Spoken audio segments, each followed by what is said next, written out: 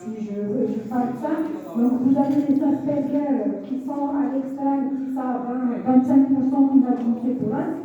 Ceux-là, ils sont scolarisés, ils ont une vie presque normale. Je dirais presque normale parce que finalement, c'est des autistes, donc ils souffrent, mais ils gèrent leur souffrance. Vous avez l'autre extrême, c'est ceux qui ont un autisme accompagné d'un retard mental qui malheureusement sont des centres spécifiques. Parfois, peut-être même dans les maisons de leurs parents cloîtrés à l'intérieur par peur de les faire sortir parce qu'ils ne savent pas les gérer. Et entre les deux extrémités, il y a les autres enfants autistes. Et à cela, on demande à chaque fois aux parents travailler. Et qu'est-ce que c'est travailler pour les enfants autistes? Donc c'est vraiment beaucoup de choses. Et les parents ne sont pas amenés aussi, ils ne sont pas formés pour travailler. Donc qu'est-ce qu'ils font les parents? Et ils vont en consultation. Personnellement, j'ai été voir un médecin pour diagnostiquer ma fille à Tawaz. Même avant ça, parce qu'elle me rappelait, elle ne répondait pas à son prénom. Je l'appelais, elle ne répondait pas. Je liais avec elle, elle faisait ça. Je faisais le revoir, elle faisait ça.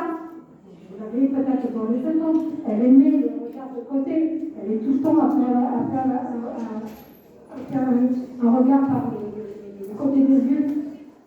Et le premier diagnostic par un pédopsychiatre, oh, votre fille est négative, votre fille est négative.